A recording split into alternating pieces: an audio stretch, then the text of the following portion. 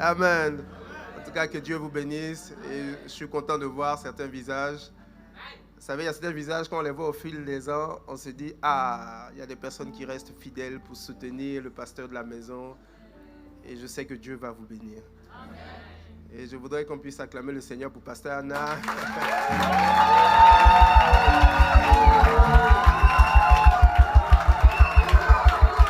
Si tu es un bon pasteur, il faut savoir acclamer.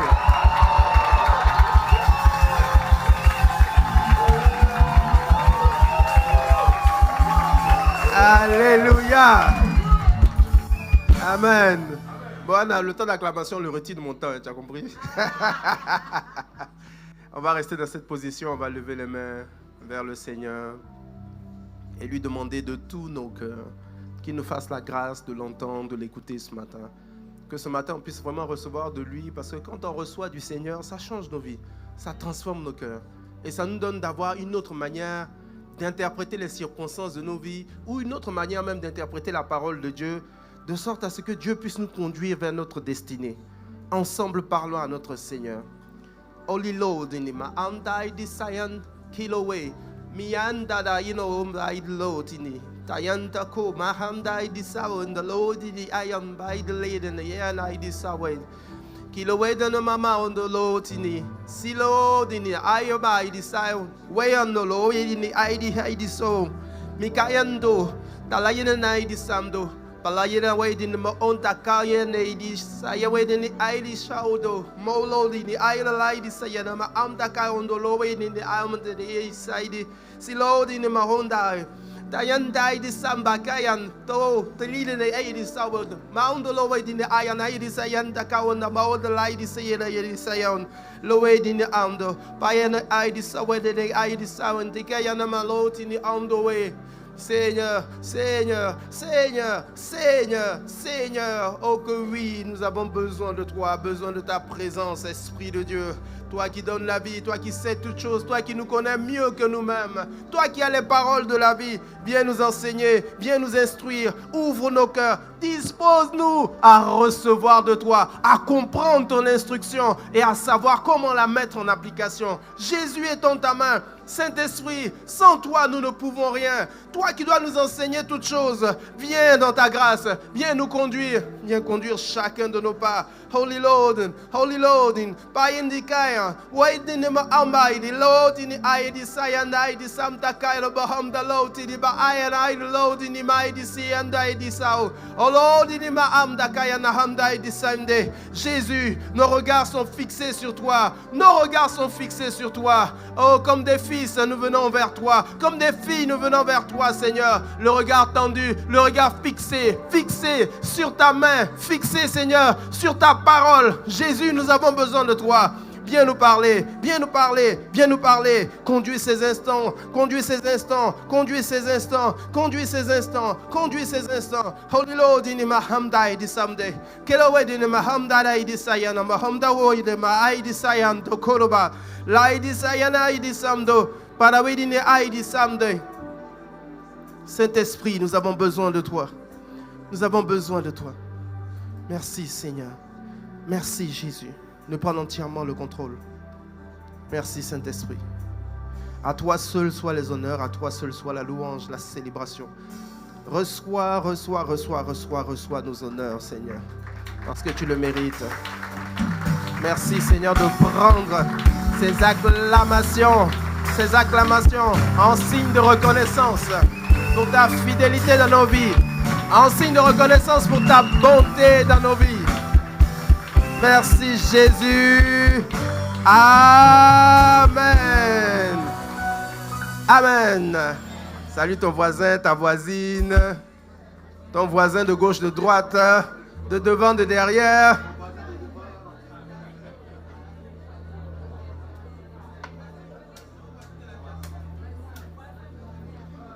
Alléluia.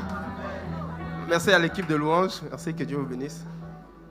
Anna, où est le pasteur Anna? Le temps, où est-il? Non, il est 8h ton heure, mais je veux savoir le décompte. Comme ça, s'il reste 5 minutes, au moins je peux dire Seigneur, voilà, mon temps est terminé, donc merci. 9h20, ok. Alléluia. Bon, comme disent les Ivoiriens, c'est qu'on va aller chap-chap.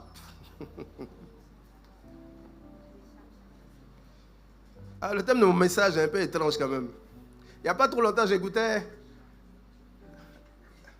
un artiste chanteur ivoirien dont j'ai aimé la chanson. Et j'aime bien taquiner mes enfants, surtout mes garçons là, en leur disant « Mon papa m'a fait garçon ». Qui connaît ce chant là? Non, le thème de mon message c'est « Mon papa m'a fait garçon ». Après, la deuxième partie du thème c'est « Mon papa m'a fait femme ». Je me souviens, je suis allé voir le chanteur et puis je lui disais, attends, il faut que tu fasses un autre truc encore. Quelque chose pour les femmes quand même. Donc fais chanter ta femme. Il dit, mon papa m'a fait femme. Voilà. Alléluia. En fait, j'ai aimé le thème. Pourquoi? Parce que dans la vie de tous les jours, on a une image de ce que c'est que d'être un homme. Alléluia. Non, la société nous indique un certain nombre de choses pour dire que, toi tu es un vrai garçon. Mais qu'est-ce que c'est que, ou du moins, qu'est-ce que la Bible dit qui prouve que toi, tu es un vrai garçon? Quelles sont les valeurs de la parole de Dieu? Quelles sont les actions que tu dois mener, que tu dois poser, qui prouvent aux yeux de Dieu que toi, tu es un vrai garçon? Alléluia. Qui est vrai garçon selon Dieu? Alléluia. Non, parce qu'on est là, oh, moi je suis garçon. Tu m'as touché comme ça. Moi je suis garçon. Mais qu'est-ce que ça veut dire devant Dieu? Parce que ce que toi tu appelles garçon, selon ta culture, ce que tu appelles garçon, selon ce que les hommes autour de toi disent, des non-convertis disent, est-ce que c'est agréable à Dieu? Est-ce que ça correspond aux valeurs divines? Alléluia. Premier élément qui prouve que tu es un garçon. Vous savez, dans la Bible, qu'est-ce qui s'est passé? Lorsque Dieu a créé Adam et Ève, à un moment donné, on va lire ce verset-là. Quand la femme a fini de manger le fruit, etc., est-ce que vous savez une chose? C'est que même quand Ève a mangé le fruit, vous savez que rien ne s'est passé, non? Il a fallu que Adam mange pour que le péché rentre. Tant qu'il n'avait pas mangé, nos péchés. Ok. Maintenant, qu'est-ce qui se passe? Dieu revient dans le jardin. Et il demande, d'abord il cherche Adam, il ne le trouve pas. Parce qu'il se cache. Ensuite, quand il voit Adam, il lui pose la question de savoir. Genèse 3, verset 12 à 13. L'homme répondit, la femme que tu as mise auprès de moi m'a donné de l'arbre et j'en ai mangé. Et l'Éternel Dieu dit à la femme, pourquoi tu fais cela? La femme répondit, le serpent m'a séduite et j'en ai mangé. Vous savez, c'est la plus grave erreur de l'humanité. Pourquoi? Parce qu'à aucun moment, Adam n'a reconnu sa faute. À aucun moment, Adam ne s'est trouvé responsable de ce qui s'est passé. Pourquoi? Mais parce que c'est à toi que Dieu a confié la mission. Détruire ta femme pour ne pas qu'elle mange le fruit de la connaissance du bien et du mal. Pourquoi? Parce que tu as été le tout premier que Dieu a créé. Et c'est à toi qu'il a parlé. Avant même de parler à Ève. En d'autres termes, un vrai garçon est un homme responsable. Un vrai garçon est capable d'assumer ses responsabilités. Que ce soit en bien comme en mal. Que ce soit parce que tu as fait des erreurs ou pas. Parce que tu es un garçon, tu prétends être un garçon. Alors tu es responsable. Responsable de tes actions. Responsable de tes résultats. Responsable de tout ce qui t'arrive. Voilà pourquoi dans le couple, souvent les gens sont là, non, ma femme est bizarre, ma femme est bizarre. Oui, mais c'est les attitudes que tu as qui créent de la bizarrerie. Alléluia. Donc même sa bizarrerie, tu en es responsable. Parce que plusieurs vont dire, mais non, ma femme est étrange, elle est bizarre, elle fait ceci, elle se comporte cela. Mais toi, ton pouvoir, ta responsabilité, mais c'est de créer l'environnement pour ne plus qu'elle réagisse de la même façon. Ça, c'est ton pouvoir. Si tu n'es pas quelqu'un qui est capable d'assumer ses choix, d'assumer la femme que tu vas épouser, de pouvoir la défendre devant les autres, tu n'es pas un garçon. Alléluia. Tu n'es pas capable d'assumer. Tu n'es pas capable d'être responsable. Ça va avoir le sens de la responsabilité. Ça veut dire que tout ce qui touche à toi, tu te sens concerné. Tous les résultats que tu obtiens de ta vie, tu te sens responsable de ce que tu as obtenu comme résultat. Partout où tu as le pouvoir, tu agis. Pourquoi? Parce que tu es responsable. Alléluia. Amen. Mais voilà pourquoi, toi tu dis que tu es un garçon. Tu prétends que tu es un garçon. Tu n'es même pas capable de te sacrifier pour tes enfants. Vous savez, le sens de la responsabilité, parce que tu es un homme justement, et parce que tu es responsable, l'enfant qui est là, il dépend entièrement de ta responsabilité. Le fruit de son éducation, c'est toi. Qu'est-ce qui va devenir demain? C'est toi. Comment tu peux prétendre être responsable? Tu es là, tu vis, tu profites de ta life, et tu n'es pas capable de te sacrifier pour donner des études décentes à tes enfants. Tu n'es pas un garçon? Tu n'es pas un garçon? Jusqu'à quel niveau tu es prêt à te sacrifier pour qui? Pour ta femme. Tu pourrais être garçon, je suis garçon, je suis garçon. Un garçon, selon Dieu, est capable de se sacrifier pour son épouse. Alléluia. Un garçon, tu es responsable de tes paroles. Ce que tu dis t'engage. Quand tu déclares une chose, tu vas tout faire pour mener à bien quoi? Ce que c'est dit pour que ta parole puisse arriver à l'existence. Un garçon, il ne parle pas en vain. Sa parole a du poids. Vous savez ce qui fait qu'à un moment donné, les femmes ne respectent plus leurs hommes, c'est quoi? Mais parce que tu dis des choses que tu n'honores pas. Parce que tu prétends des choses que tu n'es pas.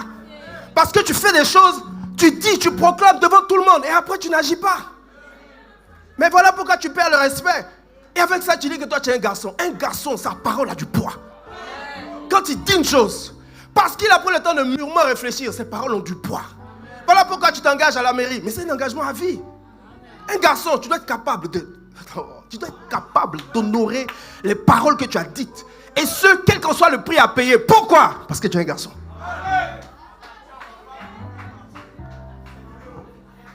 Alléluia. Dis à ton voisin, mon papa m'a fait.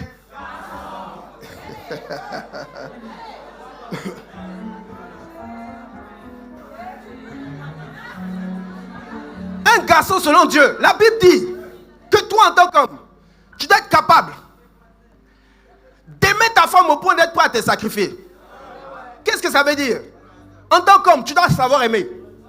Oui.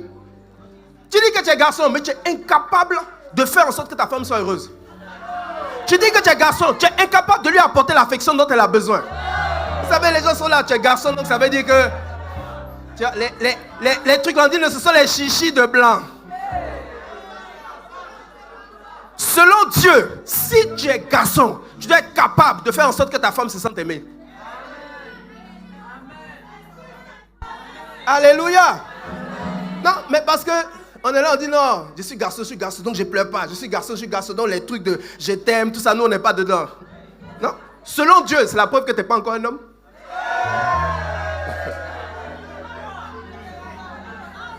Notre Père Céleste nous a montré l'exemple d'aimer. Il a donné qui? Il a donné Jésus. Alléluia. Parce qu'il nous a aimés, il y a eu le sacrifice.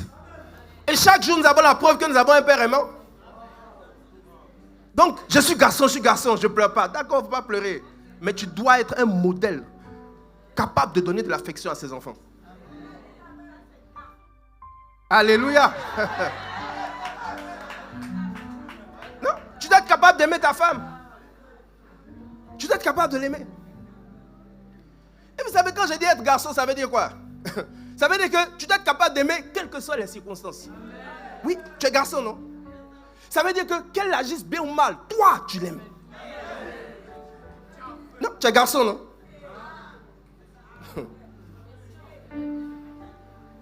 Dis à ton voisin, mon papa m'a fait.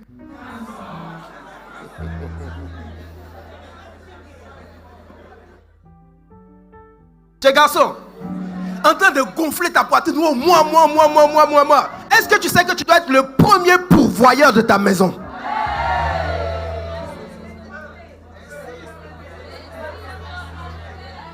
Vous savez, comment peux-tu accepter une situation où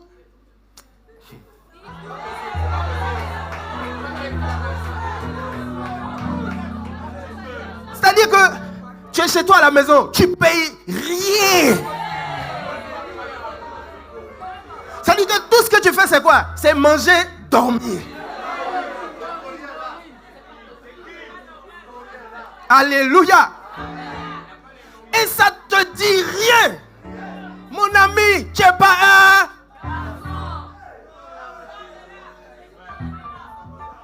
Alléluia. Je ne dis pas qu'on ne peut pas passer par des périodes difficiles. Mais vous savez, on sait reconnaître un arbre à son fruit. Vous savez, tu peux ne pas avoir d'argent aujourd'hui. Mais dans ton attitude de cœur, dans ta discipline au quotidien, on sait que toi, c'est une question de circonstance parce que tu es un bosseur. Alléluia. Tu es garçon, mais tu dois savoir diriger. Tu es incapable de diriger. Ta propre vie même, tu es incapable de la conduire. Tu n'as même pas de direction dans ta vie. Où est-ce que tu vas? Qu'est-ce que tu es en train de construire? Quand tu es homme, tu es appelé à être leader. Que tu le veuilles ou pas, tu seras leader. Dès l'instant où tu vas te marier, ta femme va regarder à toi. Tes enfants vont regarder à toi. Où vas-tu? Alléluia. Aucune direction, aucun sens. On ne sait pas où tu vas. On te pose la question, toi-même tu ne sais pas où tu vas. Un vrai garçon sait ce qu'il veut obtenir de la vie. Alléluia. Un vrai garçon, tu dois pouvoir conduire, diriger ta famille, donner une orientation, avoir des valeurs que tu veux instruire à tes enfants, avoir des valeurs par rapport à ta maison. Oui, tu dois avoir une direction. Et c'est quelque chose que tu dois exiger à Dieu. Oui. Pourquoi? Parce que tu es garçon.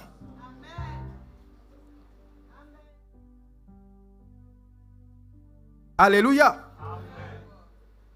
Incapable de savoir conduire ta maison. Ta femme te pose des questions sur l'avenir. Tu es perdu. Pourquoi? Mais parce que toi-même, tu ne sais pas te diriger. Alléluia. On te pose des questions sur l'avenir. Et les enfants, où est-ce qu'on va? Où est-ce qu'on va? Tu as dit que tu es garçon, non?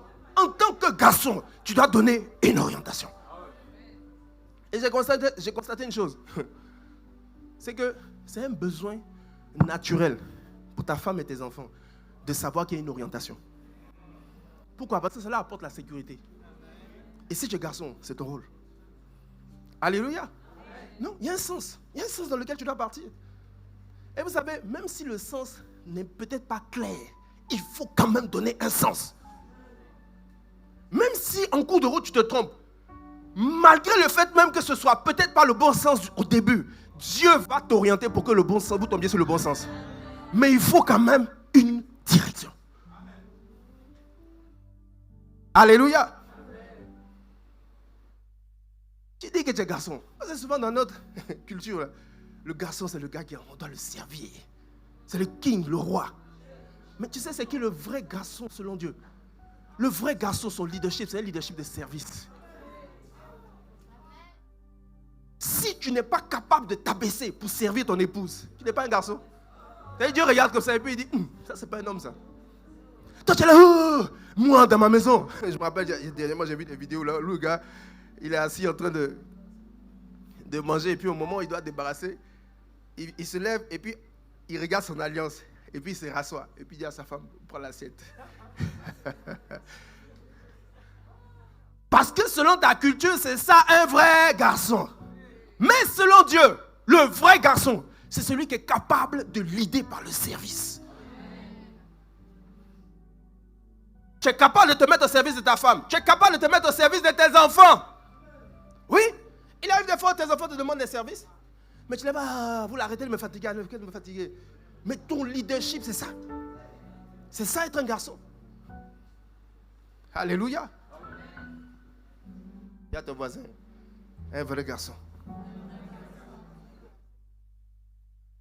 Un vrai garçon. Mais tu dois être un protecteur.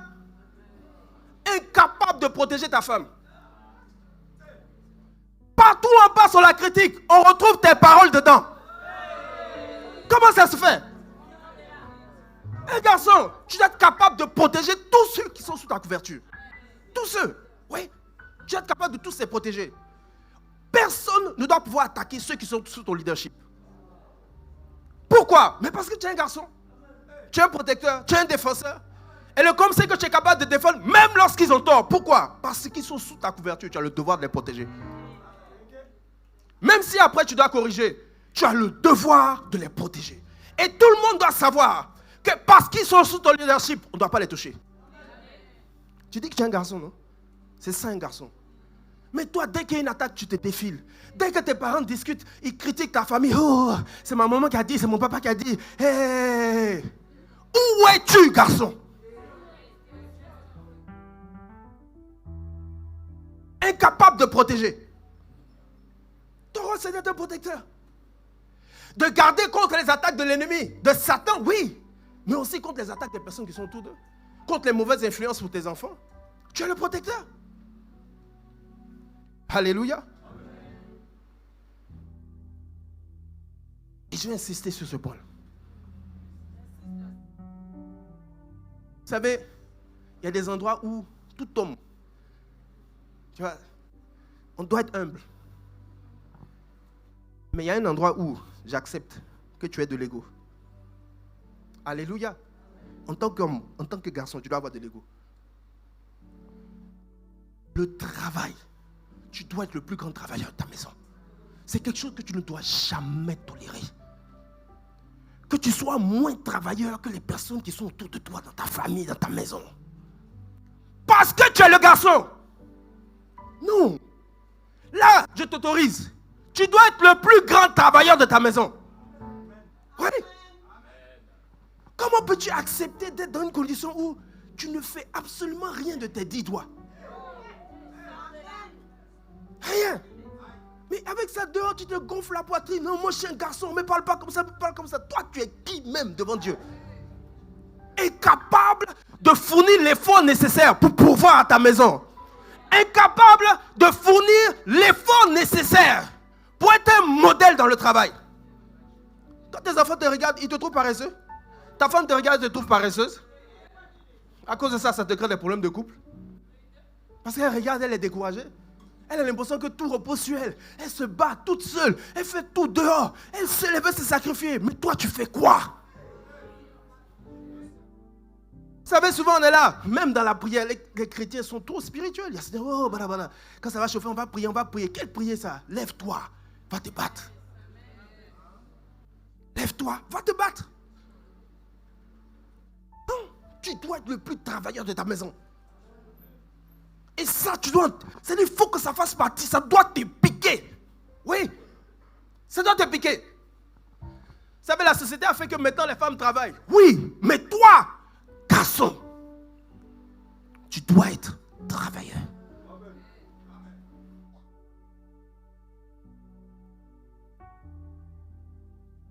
Tu dois être le pasteur de ta maison. Ça encore, je t'autorise. Comment ça se fait qu'à la maison, ce soit ta femme qui prie plus que toi? Non. Ça dit que tu es là comme ça. C'est elle qui s'est réveillée à 5 heures.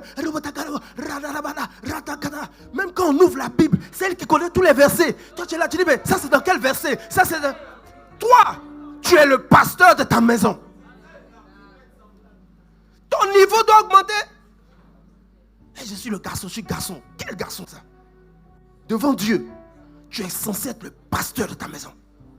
Mais tu ne pries pas, tu ne jeûnes pas. Hey, chérie, Dieu dit quoi aujourd'hui? Toi, le pasteur de la maison. Il faut prier pour nous, hein, parce que le travail c'est un peu chaud. Prie. Toi, le pasteur de ta maison. Tu dis que tu es l'homme.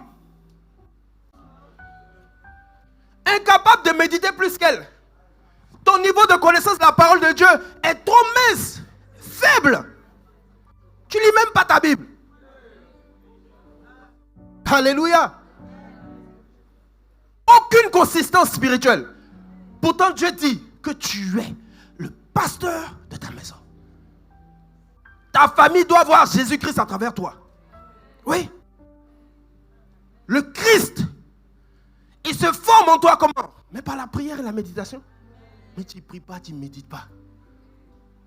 Et tu ne pries même pas. Le matin, c'est elle qui se débat. Toi, tu es dans les prières, brosse à dents seulement.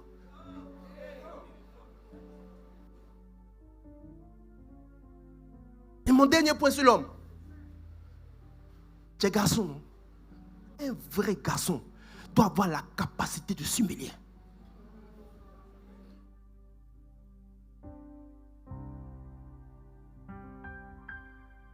Si tu n'es pas capable de faire preuve d'humilité, tu n'es pas un garçon au vrai. Oh, tu n'es même pas un garçon. Un vrai garçon selon Dieu a la capacité de se remettre en question pour changer de trajectoire. Un garçon selon Dieu est capable d'écouter des avis contraires et de tirer ce qu'il y a d'important pour lui pour avancer. Un garçon selon Dieu, il est capable d'écouter sa femme, même si son avis semble contraire. Non, on est là, je suis garçon. Non, pourquoi elle me dit,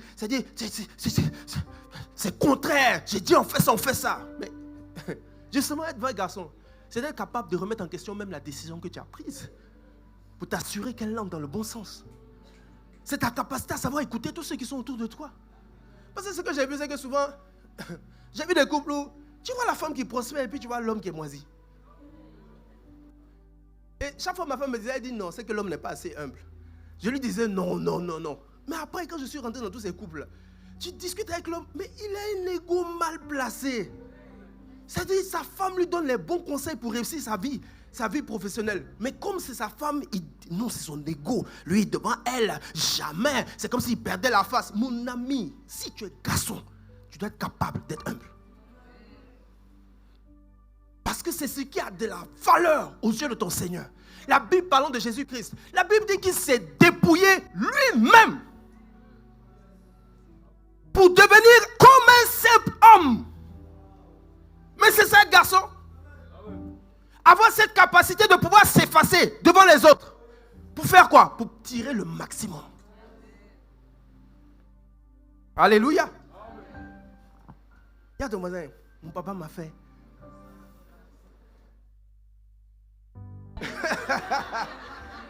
J'ai trop parlé. Parce que là, les gens ont peur de dire.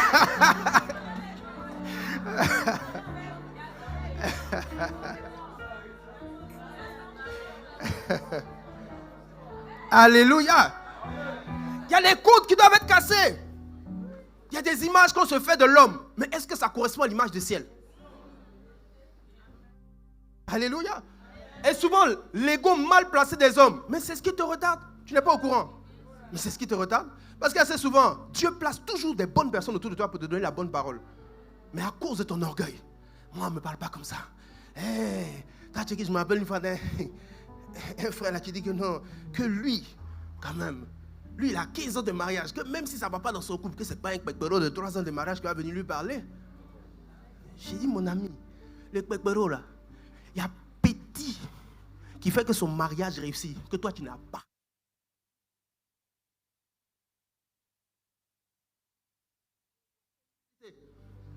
C'est ça que tu dois brandir. Ta capacité à savoir t'abaisser, c'est ça que tu dois brandir. Plutôt que ton ego démesuré, incapable de supporter la critique. Tu dis que tu es garçon, non? Hein? C'est ça être garçon. Bon, bref, j'ai trop parlé sur les femmes, sur les hommes maintenant.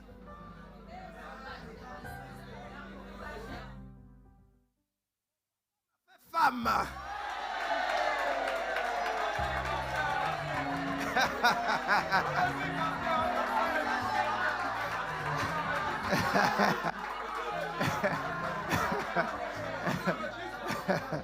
Alléluia.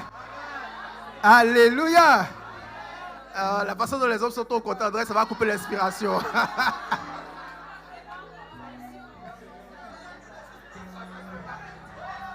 Alléluia. La Bible dit quoi? Celui qui trouve une femme trouve le bonheur. Mais qu'est-ce que cela veut dire? Ça veut dire que toi, femme, tu dois rester femme. Beaucoup de femmes cherchent à ressembler aux hommes. Beaucoup de femmes cherchent à avoir un caractère d'homme. Elles cherchent à vouloir commander, diriger, ne pas être sous la coupole de quelqu'un. Mais la Bible dit, c'est la femme qui a une source. Ça veut dire quoi? C'est uniquement une femme qu'un homme cherche. Il ne cherche pas un autre homme.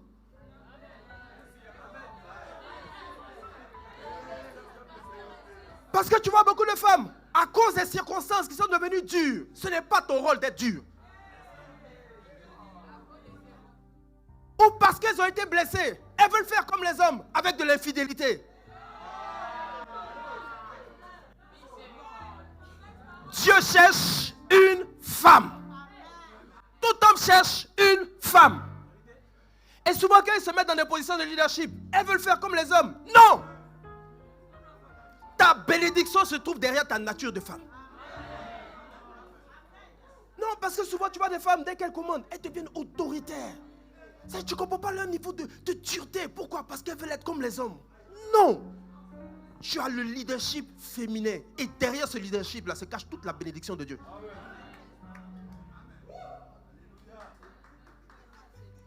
Sois femme.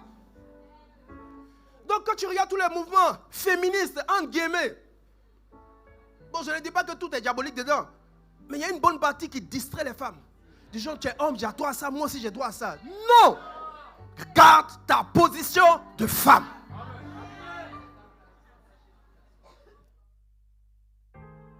Et regardez même ce verset de la Bible qui est étrange. 1 Timothée 2, verset 15. Parlant de la femme, la Bible dit, elle sera néanmoins sauvée en devenant mère. Ça veut dire quoi? Ça veut dire que même ton salut ou ta croissance spirituelle en Christ est liée à ta nature de femme. Alléluia. Ne cherche pas à ressembler aux hommes. Pourquoi? Alléluia. À cause de ça, certains ont perdu leur douceur. Alléluia. Alors que dans le couple, le rôle de la femme, c'est d'apporter de l'amour, c'est d'apporter de l'affection aux enfants.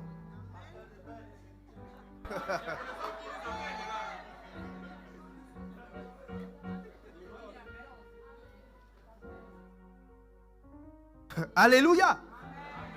Donc sois femme dans ton foyer. Mais tu dois être une femme. Pourquoi tu veux prendre les devants? Pourquoi toi seul tu veux...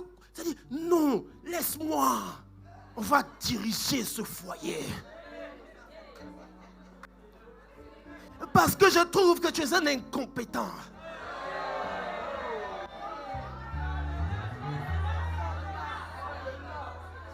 Femme, garde ta place de femme. C'est celle-là qui a de la valeur aux yeux du Père. C'est celle-là qui a de la valeur aux yeux de Dieu. Garde ta position de femme. Alléluia. La Bible dit que la femme sage bâtit sa maison. Proverbe 14, verset 1. Et la femme insensée la renverse de ses propres mains. Une femme, selon Dieu, doit savoir construire. Mais souvent je vois ça dans les fiançailles. Si on se marie, tu as quel salaire? Est-ce qu'il a la voiture? Il a quelle position dans la société? Combien as-tu dans ton compte d'épargne, mon cher ami?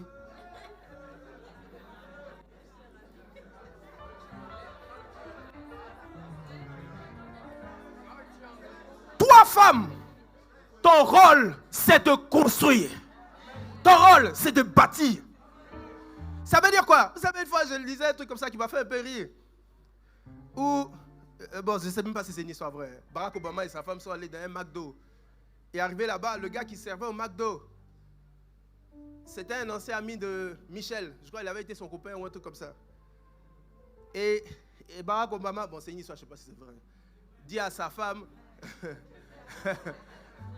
femme, regarde, si tu l'avais épousée, tu aurais été l'assistante d'un chef, un responsable, un patron de McDo. Vous savez ce qu'elle a répondu?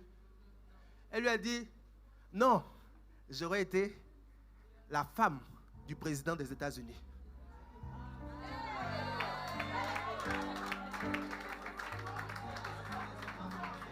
En d'autres termes, si elle avait épousé l'autre, elle l'aurait construit pour qu'il devienne aussi président de la République.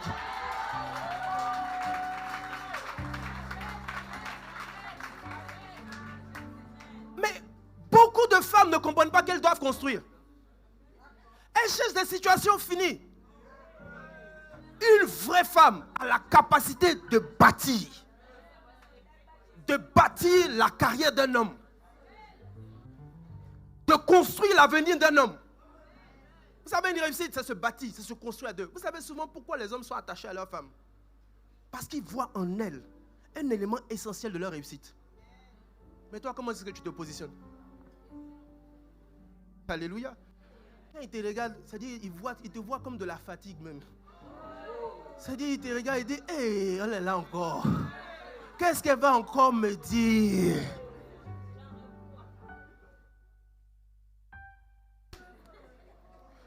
Vous savez, souvent, on est tous tendus. Maman Lily, même prière que Maman Lily, même prière que Maman Lily. Est-ce que vous connaissez le pasteur avant, dans son avant, comment dire en Côte d'Ivoire? Mais il y a eu de la construction. Les choses se bâtissent dans la durée. Donc ne rêve pas forcément à un produit fini. Surtout celles qui sont célibataires. Non, il faut qu'il soit clean, il faut qu'il soit comme ça. Mamie, il faut savoir que ce que tu recherches, ça se construit. La Bible dit que la femme vient comme une aide. Donc ça veut dire quoi? Tu dois aider l'homme à se construire. Et non pas venir dans une situation où hey, il doit tout faire. Oh, il faut que le produit soit bien cuit, bien voilà. C'est-à-dire qu'on vient trouver une situation idéale. Non, on se construit ensemble.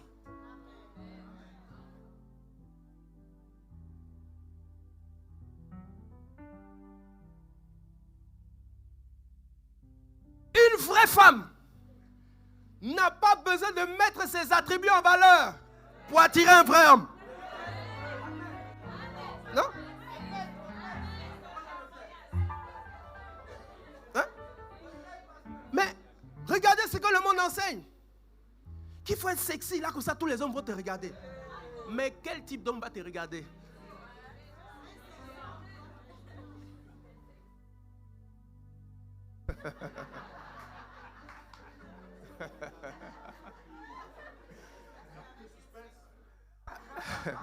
Alléluia.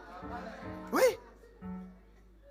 Parce qu'elles ont l'impression que si tu n'as pas fait ça, tu ne vas pas te faire identifier. Laisse-moi te dire que la vraie femme, c'est son intérieur qui attire d'abord. Tu peux être belle, mais regardez, c'est pour ça que... Bon, je dis pas, il ne faut pas accuser aussi les jolies femmes, mais bon. Mais souvent, les jolies femmes ont plus de problèmes que les moins jolies pour se marier. Non, mais parce que à la fin du film, ta beauté même peut être problématique. Mais tu es tellement jolie que tous les hommes te veulent.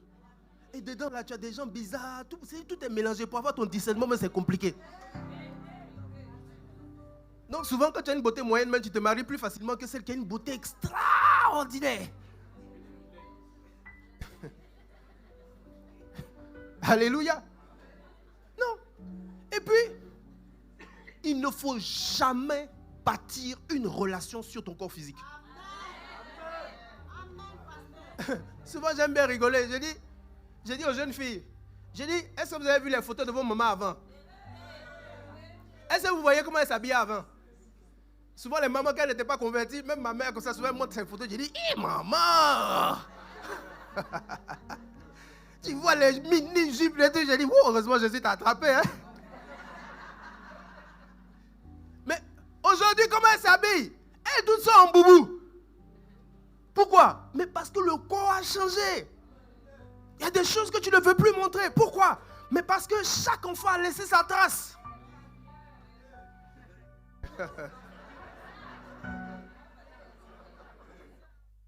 Donc si ton homme n'est pas attaché à la personne que tu es, mais il va vouloir aller chercher une beauté ailleurs.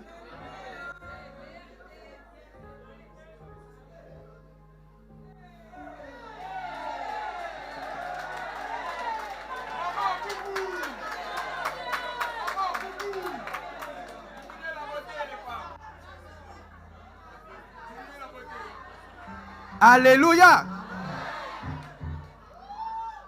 Dis à ta voisine, mon papa m'a fait femme.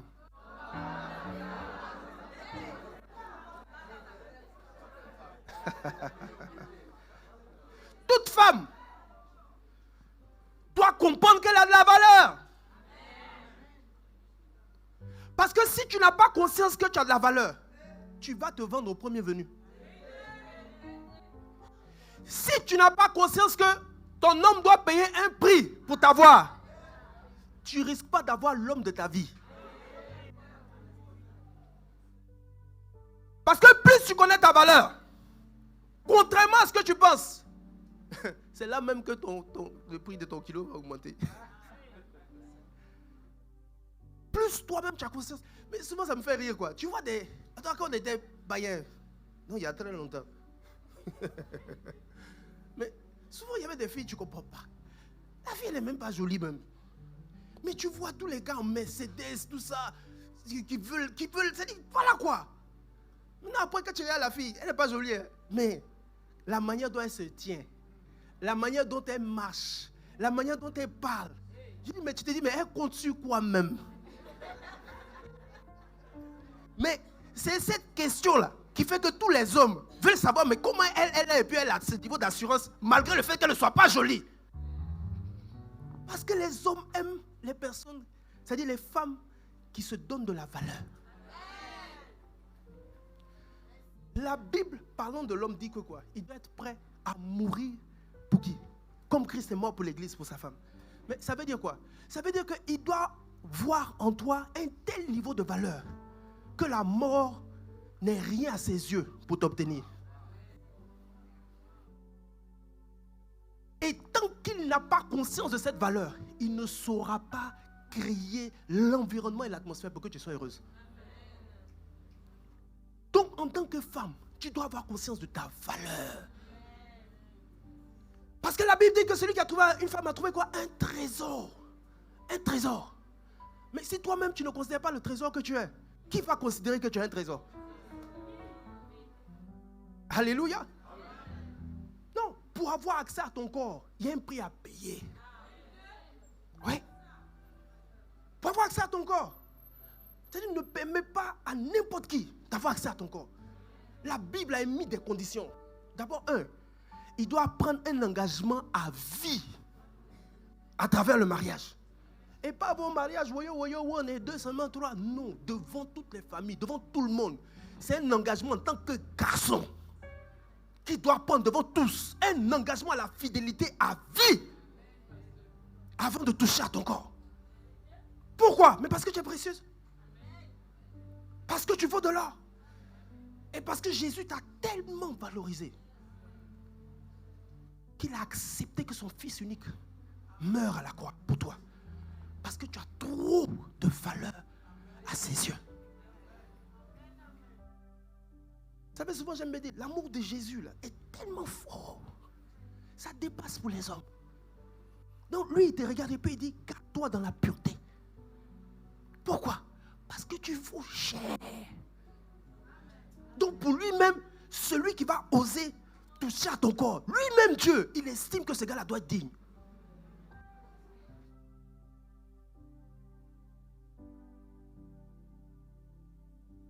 Alléluia. Tu as de la valeur. Ne sous-estime pas la personne que tu es. Parce que souvent dans la construction de nos personnalités, surtout les femmes, à un moment donné, elles s'alignent sur leur physique pour estimer qu'elles sont jolies ou pas jolies. Non, c'est pas... moi j'ai une forme comme ça, l'autre a une forme comme ça. Donc ça fait que, vraiment, quand je me regarde dans le miroir, je ne me trouve pas jolie. Oh. Tant que tu n'auras pas conscience de ta valeur, c'est des gars qui vont vouloir t'acheter moins cher qui sont autour de toi. Alléluia. Mon papa m'a fait. Donc ça veut dire quoi? Que tu as de la valeur.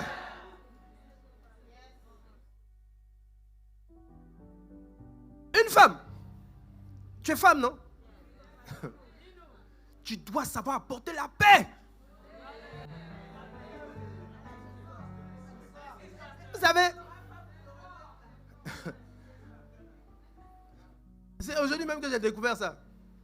Salomon, la femme sunamite.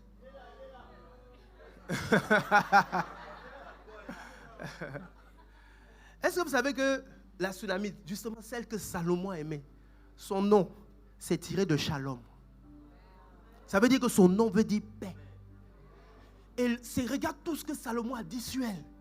Il dit que parmi ses nombreuses concubines, parmi toutes les nombreuses reines, que elle est sa parfaite. Donc tu te rends compte que pour Salomon, même dans la réalité, les effets extérieurs n'étaient que la conséquence de qui elle était. C'était une femme de paix. Quand Salomon était en sa compagnie, comparé à toutes les autres femmes, avec elle, il se sentait en paix. Femme, selon Dieu, selon ton papa, tu dois être capable d'apporter la paix. La paix dans ton entourage. La paix dans ton couple. Oui. Ton mari, quand il entre dans ta présence, il doit se sentir à l'aise. Mais souvent les femmes, elles ont été tellement blessées qu'elles ont du mal à supporter certaines injustices. Donc dès qu'elles voient, c'est de waouh, tu ne te maîtrises plus. Ton Dieu te dit, tu es femme, non? Tu es femme, non? Moi je suis femme, moi je suis femme. Oui, tu es femme. Donc tu dois apporter la paix. Et la paix que tu apportes ne dépend pas des circonstances.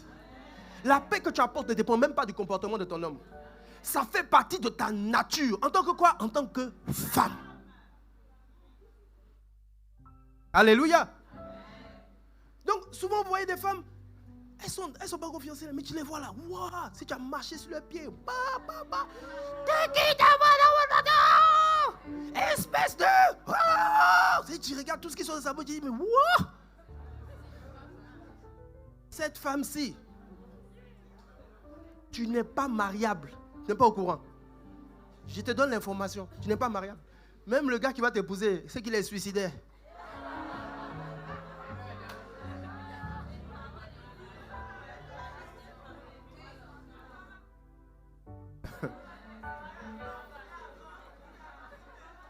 Alléluia. Non, tu dois être une femme de paix. Partout où tu passes, tu dois être une femme de paix. Tes émotions ne doivent pas te conduire à dire des choses, à dire des paroles blessantes. Parce qu'il y a certaines qui ont tellement vécu beaucoup de trahison. Donc du coup, elles savent blesser même.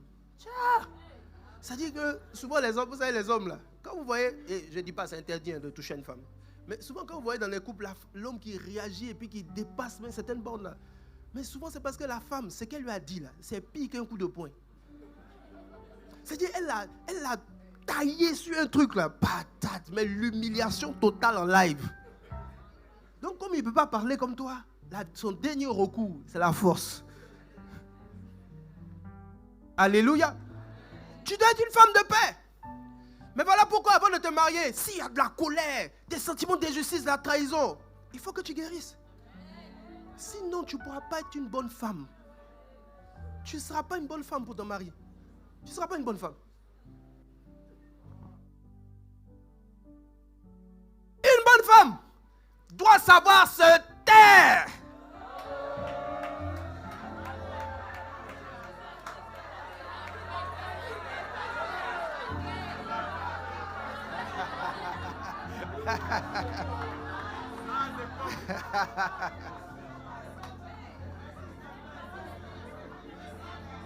Alléluia.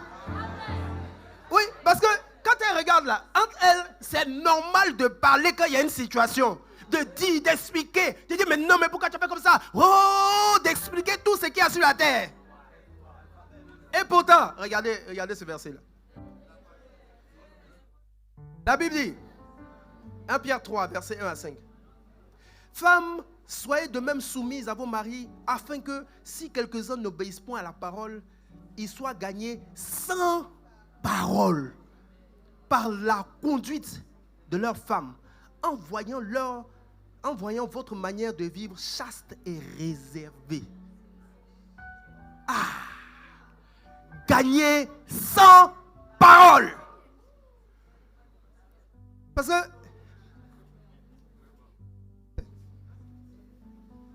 que souvent les femmes, elles ont l'impression que c'est à travers leurs commentaires qu'elles auront des solutions. Elles ont l'impression que si elles ne parlent pas, ça ne va pas changer. Donc il faut tout dire. Et pourtant, Dieu recommande le silence comme arme de guerre. Comme arme de transformation des personnes autour de toi. Le silence, le calme. Bon, ça ne veut pas dire que si c'est un fou. Eh, alléluia, mon temps est terminé. Un bagbo. Alléluia. Non, tu dois savoir te taire. Il y a des moments où tu dois savoir te taire. Arrêtez de parler. Parce que tu as parlé, ça ne change pas. Arrête, tais-toi. Agis par le comportement et le silence. Pour faire quoi? Pour faire changer ta vie à l'autre. Parce qu'il y a certaines personnes qui ont cassé leur foyer comme ça. Hein? À force de venir faire des commentaires, tu es toujours en train de dire, tu fais pas ça bien, arrête de faire ceci, arrête de faire cela, depuis. Mais ce qu'il fait bien même, tu dis jamais ce qui est bien. Parce que souvent quand tu parles là, tu parles que pour expliquer les problèmes, mais jamais pour faire des compliments. La vraie femme, elle sait élever ceux qui sont autour d'elle. La vraie femme, elle sait élever son homme. Elle sait lui donner le sentiment qu'il est important dans sa life. Alléluia. Alléluia. Bon, mais là, c'est avec le temps. Alléluia. Donc, je vais descendre sur le dernier point. Elle doit savoir compter sur Dieu. Ouais. Il y a des sujets qui ne vont pas changer à force de paroles. Mais plusieurs seront changés à force de prière. Non, parce que souvent, dans les couples, tu vois les femmes. J'ai dit, mamie, assieds-toi et prie. Moi-même, souvent, même ma femme, elle me piège. Il y a des sujets pour lesquels on discute. Je dis, non, on ne fait pas. Et puis, un matin, toi, si tu te réveilles comme ça, hey, mais l'idée là est géniale, hein? Oh, et si on faisait? Bon, quand c'est comme ça, elle sourit, quoi. Oui, allons-y, faisons. Et puis, quand on commence à faire, elle dit, c'est ce que je t'avais dit la dernière fois, là. Tu dis, tu fais pas. J'ai dit, ah bon, hein? Et je me reconnais pas dans ces paroles-là. Mais derrière, elle m'a lié en prière, mon frère. C'est tout. Elle a prié. Ça dit, on a discuté, ça n'a pas changé. À un moment, elle est rentrée en mode prière. Toi seul, soit tu rencontres un gars de nulle part qui va t'expliquer que, ah non, tu sais, tel truc là, c'est bien. Hein? Oh, donc à la maison maintenant, oui, à partir de maintenant, nous allons agir comme ça. Mais c'est qui? C'est son sujet de prière. Donc il y a des situations pour lesquelles tu dois prier. Que Dieu nous bénisse.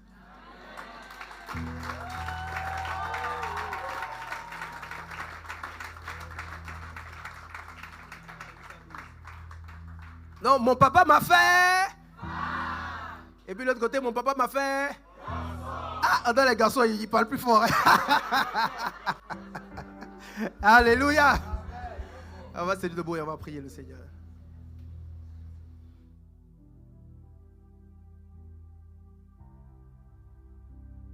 Je vois comme des personnes de mon esprit, surtout des femmes en particulier. Tu as beaucoup parlé. Actuellement, tu dois rentrer en mode prière, en mode jeûne. Et arrêter de devenir totalement silencieuse sur ces... Il y a des points que tu reproches à ton homme, à ton mari, ou même des points que tu reproches à tes enfants. Je vois certaines personnes, c'est-à-dire que tu es parent d'adultes, mais tu parles à tes enfants, ils ne comprennent pas, ils ne veulent pas agir selon tes conseils. Rentre en mode prière. C'est là-bas que Dieu t'attend. Ensemble, prions notre Dieu pour qu'il nous fasse la grâce d'être à la hauteur des attentes qu'il a de nous. Seigneur, dans ta grâce, nous voici devant ta face. Saint-Esprit, ce n'est pas facile d'être à la hauteur. Mais nous voulons nous appuyer sur toi, Jésus. Nous voulons nous appuyer sur toi, Seigneur, parce que nous savons que c'est toi qui nous donne la force, c'est toi qui nous donne la ressource nécessaire pour être à ton image, ou je dirais à l'image de ce que tu attends de nous. Père, dans ta grâce, si tu as donné cette parole, c'est qu'également il y a une puissance de ton esprit qui est là. Une puissance de ton esprit qui est là pour nous aider à être changés, transformés. Seigneur, nous avons fixé tu as mis le curseur à un certain niveau, mais c'est parce que tu savais que c'était uniquement par le Saint-Esprit que nous pourrions y arriver. Alors toi, notre Père, notre Seigneur, aujourd'hui, fais-nous grâce. Aujourd'hui, fais-nous grâce. Fais-nous grâce. Fais-nous grâce. Fais-nous grâce. Holy Lord, merci Saint-Esprit de nous fortifier, de nous soutenir. Seigneur, qu'à compter de ce jour, il y ait de la transformation, du changement dans nos attitudes, dans nos manières de voir les choses, d'interpréter, Seigneur. Étends ta main. Merci au toi, notre Père. Merci Jésus. En ton nom, nous avons prié, Seigneur. Amen. Alléluia. Waouh, waouh, waouh, waouh, waouh. Chacun a reçu. Hein? Nous allons nous rasseoir dans sa présence. Et que vraiment l'ennemi, les soucis de la vie ne puissent point venir enlever ce que nous avons reçu ce matin. C'est du lourd, c'est du concentré, c'est fort, c'est un éveil de conscience. Et je veux parler à un homme qui a passé son temps à se dire, j'espère que ma femme entend. Non, il faut garder ce qui te concerne et il faut appliquer.